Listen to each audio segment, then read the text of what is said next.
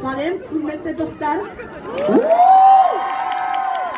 Всем хорошего дня. Поздравляем вас с праздником Наурис. Но у нас есть фан-клуб, где все, что любят Димаша. А сколько су таких наших? 600 Slovákov. Fanklub funguje teraz 5. rok. 5. rok už. 5. rok a má okolo 566 do 600 fanúšikov zatiaľ. Na celom Slovensku? Áno. Dajte potliesť, to je veľa. 500-600. A medzi nami je aj jedna Virs, ktorá sa učí intenzívne kazaštinu a keď sme boli na koncerte, kde to bolo v Astane, tak televízia kazašská s ňou robila pohovor. Wow, super. Саламатсызбы? Саламат папа. Менин Атим Ружена, казахша. Шли жоғары көтеріңіз, я. Но, слышно, да? Менин Атим Ружена, казахша Раушан. Раушан, вау! Саламат Раушан апа. Biz Dimaştin Anderen Suik Tindayımız, onun davisi Yürekşe, Atemi Unaydı. Hak kelimet. Unaydı. Onun adam verşiliğe, Janet Baralik adamdağa, degen mahabatı. Дуал жамалақ достар! Осындай мықты қазақ тіліне.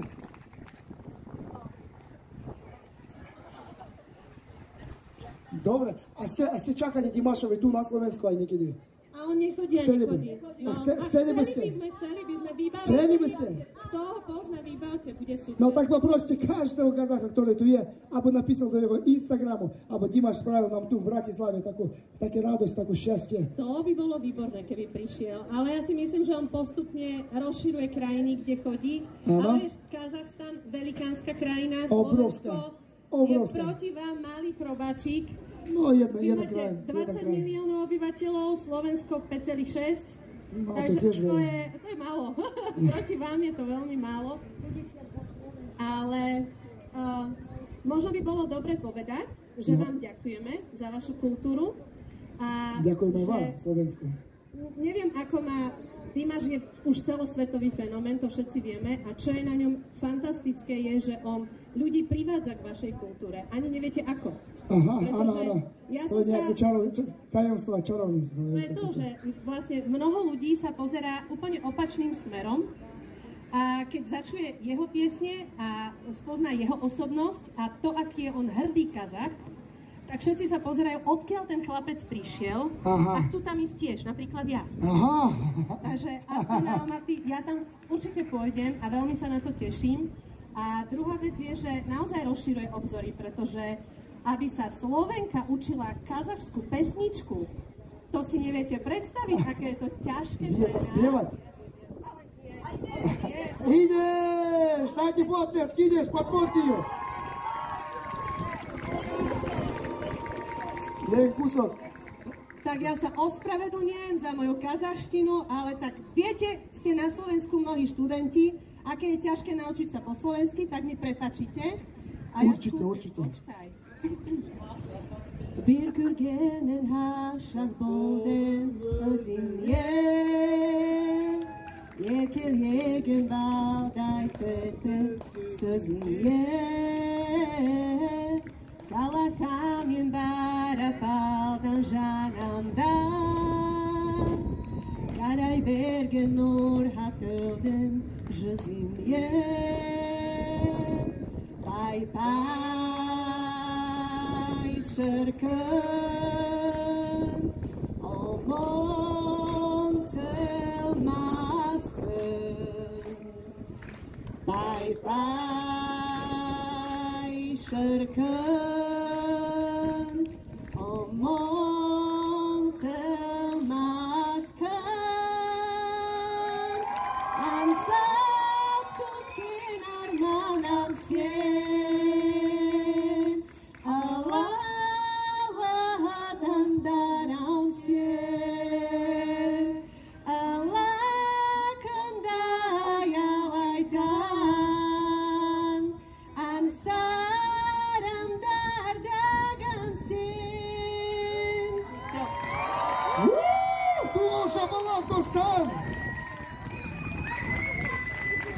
Но я čo poviem, ako ste vy zamilovaní do Kazachstanu, do našej krajiny, tak my sme tiež, všetci sú zamilovaní do Slovenska, tak tiež. No, dajte potlesk. Ak je to tak. No, a ktorá pesnička vaša sú najobľúbenejšia? Všetky? Všetky? Ja som nepoznal také. Všetky. Aha, to aj toto. Jaj, no to bola dobrá akapela, za ktorú chcem vám poďakovať a takým krásnym malinkým darčekom. To taký слово по научению, это «карасоздер», «абайден карасоздера», преклад до словенчины, слово «абая», то в русчине, в казахщине, это «карасоздер», то само то наш знамый,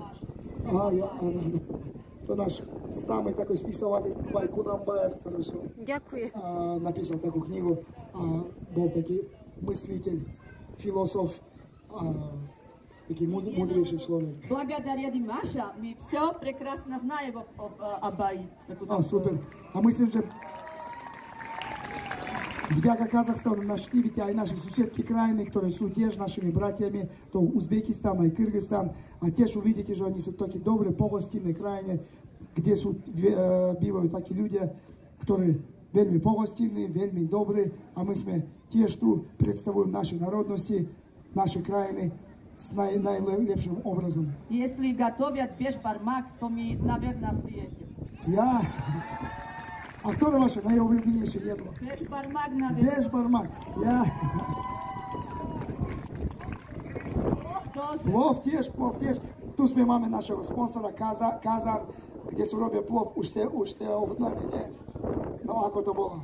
Super. Výborné, super. Вкусно, очень вкусно. Спасибо. Ďakujem. Teraz už pripravujeme ten druhý kazan. Kazan, viete, čo to znamená kazan? To znamená kotlik v našom jazyku, lebo niektorí Slováci si hovoria kazaň, to myslia, že to je mesto Kazaň, ktoré sú v Rusku.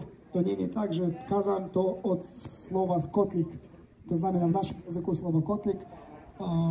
Toto je kazan. Kazan je najlepšia kotliková chuť. No, chcem sa vám poďakovať všetkým a dajte potles Дугол Шапалах до старого сюда километр. Татьяна Димашка холдайте. Дякую вам. Спасибо большое.